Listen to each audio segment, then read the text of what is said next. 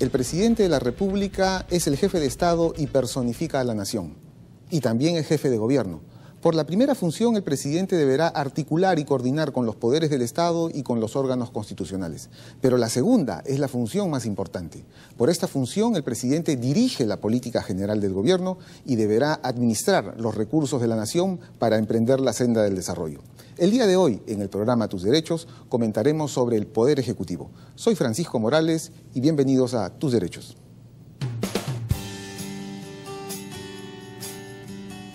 El Estado es una forma de organización social soberana. Está formada por un conjunto de instituciones que tienen el poder de regular su marcha sobre un territorio determinado. En el Estado peruano existen tres sectores constitucionalmente autónomos e independientes, llamados poderes: el Poder Ejecutivo, el Poder Legislativo y el Poder Judicial. El Poder Ejecutivo tiene por atributo la función administrativa, que consiste en realizar las acciones necesarias para que las leyes del país se cumplan, conservando el orden público, defendiendo el territorio nacional y fomentando el bienestar de la sociedad. Asimismo, es el encargado de dirigir y ejecutar la marcha política del país. Este poder del Estado está constituido por el presidente de la República, quien desarrolla las funciones de jefe de Estado. La Constitución señala que el presidente de la República es el jefe de Estado y personifica a la nación. Para ser elegido se requiere ser peruano de nacimiento, tener más de 35 años de edad al momento de la postulación y gozar del derecho de sufragio. Es elegido por sufragio directo y el mandato presidencial es de 5 años. Además, la Constitución también establece en su artículo 118 las atribuciones del presidente de la República, que son: cumplir y hacer cumplir la Constitución, los tratados, leyes y demás disposiciones legales; representar al Estado dentro y fuera de la República; dirigir la política general del gobierno; velar por el orden interno y la seguridad exterior de la República; convocar para alcaldes y regidores y demás funcionarios que señala la ley; cumplir y hacer cumplir las sentencias y resoluciones de los órganos jurisdiccionales; presidir el sistema de defensa nacional y organizar y distribuir y disponer el empleo de las Fuerzas Armadas y de la Policía Nacional; administrar la hacienda pública, entre otras atribuciones. Como se puede ver, el presidente de la República simboliza y representa los intereses permanentes del país.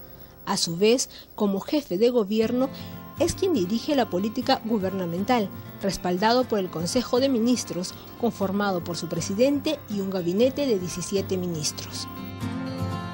Al respecto, la Constitución señala que la dirección y la gestión de los servicios públicos están confiadas al Consejo de Ministros, a cada ministro en los asuntos que competen a la cartera a su cargo.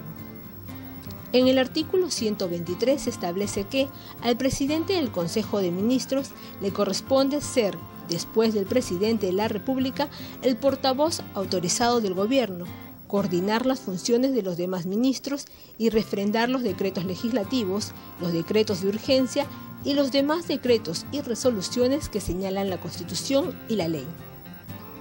Siendo así, las decisiones que adopta el Ejecutivo son ejecutadas a través de los ministerios, quienes asumen la responsabilidad por tales actos.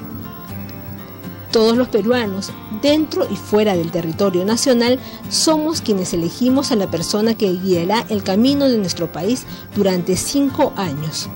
El representante del Ejecutivo es la persona que debe resguardar los intereses del Perú y administrar de forma correcta sus recursos, y así procurar el mejoramiento de los diversos servicios que ayudarán a mejorar la calidad de vida de las personas. Como hemos podido ver en el informe, el Poder Ejecutivo en el Perú está compuesto por el Presidente de la República y por el Consejo de Ministros. Sin embargo, el Presidente de la República, conforme al artículo 118, concentra alrededor de 37 competencias y atribuciones, con lo cual convierte al presidente en el eje del sistema político y de gobierno.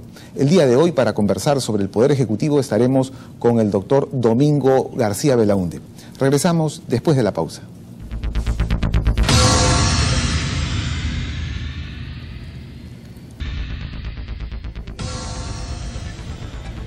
Bien, continuando con el programa, nos encontramos con el doctor Domingo García Belaúnde, destacado constitucionalista peruano. Doctor, bienvenido al programa. Buenas, muchas gracias por la invitación.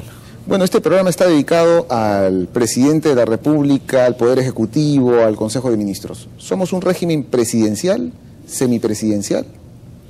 Bueno, clásicamente lo que había eran los regímenes presidencial y parlamentario. Y a la altura de los años 50 se empezó a hablar del régimen semipresidencial, que es una categoría acuñada por Duverger, este famoso publicista francés, para definir la constitución de Gaulle del año 58. Y algunos lo han copiado, pero yo creo que nosotros no somos un régimen semipresidencial. Lo que pasa es que hay varios presidencialismos. Uno es el de Estados Unidos, otro es el de Chile, por ejemplo, y otro es el nuestro. El nuestro es un presidencialismo que surge en el siglo XIX, que surge con mucha fuerza y que con los años se va matizando y creando elementos parlamentarios para frenar, digamos, las facultades del presidente. Entonces yo diría que somos un presidencialismo sui generis, atenuado, moderado, atemperado por los controles parlamentarios, que son bastantes. O sea, no es un presidente como Estados Unidos, que es un presidente todopoderoso y que tiene relativos controles, ¿no es cierto?, ¿no? Y sobre todo manda hacia el exterior. Pero somos un presidencialismo sui generis latinoamericano. Yo diría que es una categoría distinta. Lo de semipresidencial no me gusta y no encaja para mi gusto, ¿no? El presidente de la República concentra un sinnúmero de atribuciones y competencias. Eso lo hace en nuestro sistema político un personaje muy poderoso. Bueno, claro, porque la característica del presidente es que tiene facultad de hacer. Lo que sucede es que el presidente tiene un cuerpo de colaboradores que son los ministros de Estado y para ciertas cosas necesita el apoyo del Parlamento. Entonces el Parlamento puede ser un freno. Entonces el gran problema muchas veces es quién está al frente del Parlamento y cuál es la composición del Parlamento. Conversábamos y usted tiene una tesis muy interesante. A lo largo de la historia del Perú se pensaba que si un presidente de la República no tenía mayoría, esto podía devenir en un golpe de Estado. Esto sí, nos lo dice nuestra historia, pero hoy esto ha cambiado. Claro, ha cambiado. O sea, históricamente, de acuerdo, bueno, el sistema electoral se perfecciona recién en el año 31, ¿no? Y fue pensado básicamente en tener mayoría, que el presidente salga con mayoría, con una minoría de la oposición. Pero esto se cambia con los años y hay dos experiencias traumáticas, diría yo. Una que es la del 45, cuando sale elegido Bustamante, que no tiene mayoría en las cámaras, a tal extremo que el Congreso entra en receso y Bustamante tiene que gobernar por decretos con fuerza de ley y viene un caos y al final hay un golpe de Estado el año 48. Y la otra es de Belaúnde en su primer periodo, que sale, gana la presidencia, pero pierde en las cámaras, entonces se encuentra con que no puede actuar. Entonces siempre ha habido ese problema que la Carta del 79 trató de remediarla, fortaleciendo la presidencia, pero sin eliminar los controles parlamentarios. Por ejemplo, se introdujo el 79 la disolución de las cámaras como una medida contrapesar el voto de censura. Pero curiosamente ha habido, yo diría, una madurez de la clase política, porque ya ahora, a partir del 2000, ¿no es cierto?, tenemos dos presidencias como son Toledo y García, que no han tenido mayoría en las cámaras, pero han podido gobernar. Han tenido que pactar. Han tenido que pactar, porque dicho ese paso, pactar no es malo, ¿no? En las democracias, en la medida que se pacta, como decían antes, con luz y micrófonos. Había un parlamentario español del siglo XIX que decía hay que debatir con luz y micrófonos, ¿no? Ante toda la ciudadanía. Así es. O sea, que se sepa que se están haciendo acuerdos de gobernabilidad. Se hacen acuerdos perfectos, pues. En este gobierno es obvio que el APRA ha pactado con el fujimorismo para ciertas cosas, ¿no? Si no, no hubiera tenido la presidencia de la Cámara durante tanto tiempo, claro. Y la política es tomidaca, pues es evidente, ¿no? Claro, siempre y cuando no significa renunciar a principios sustanciales, ¿no? Pero parece ser que esa es una constante en la historia del Perú, ¿no? O sea, siempre hemos llegado a un enfrentamiento y se cree que pactar o hacer negociaciones políticas es malo, No es malo, depende de que se negocie. Pues si se negocia, pues, droga, esa cosa así, pero si es un negocio político que es lícito, porque política es un campo muy amplio, yo creo que sí. O sea, más vale que se negocie con las otras fuerzas que no se haga nada. O sea, yo creo que, por ejemplo, el actual gobierno, el de Humala, cuando llegue el 28 de julio, va a tener que pactar si no tiene mayoría.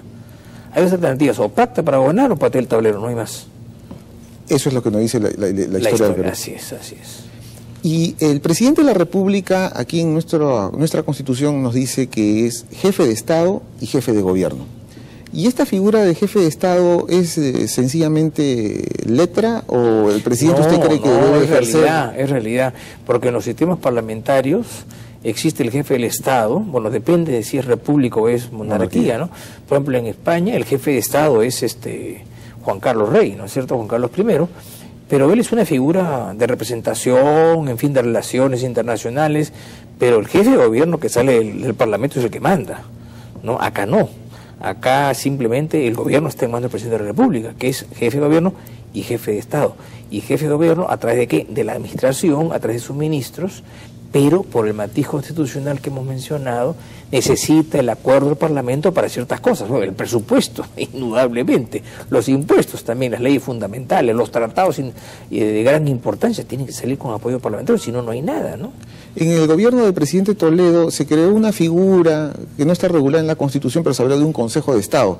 Entonces el presidente se reunía con el presidente del Legislativo, del Poder Judicial, del Tribunal Constitucional, y conversaban algunos temas críticos, ¿no? ¿Qué opinión le merece esta práctica? Más o menos? En el Perú hubo Consejo de Estado en el siglo XIX, y hubo hasta la época que leí el Consejo de Estado. Lo que pasa es que no se reunían nunca y no servían para nada.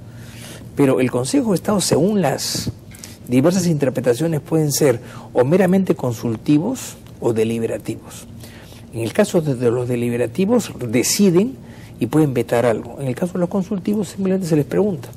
Pero eso que existió en el gobierno de Toledo, lamentablemente creo que no plasmó ni en decreto supremo, sino fue una cosa de buenas intenciones, ¿no? Entonces, más protocolario. Fue una cosa protocolar. O sea, si hay que crear un Consejo de Estado, en mi opinión debería ser meramente consultivo. Claro. O sea, un consejo de unos 30, 40 personas, no elegidas por voto popular, sino elegidas por las bases gremiales del trabajo y capital, que opinen.